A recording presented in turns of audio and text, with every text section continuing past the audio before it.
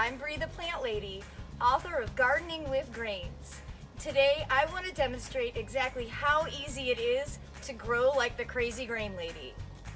Now if you buy a book from me in person, you get 2 complimentary seed packs of grains of your choice. Today I'm going to be planting barley. I'm going to use this container. I'm going to fill it with my favorite soil, Soil Cube Organic Compost. And I love this small bag because it's exactly the right amount for filling this pot. All you have to do is scatter your seed of grain right on top of the soil. You can mulch lightly with triple shred hardwood.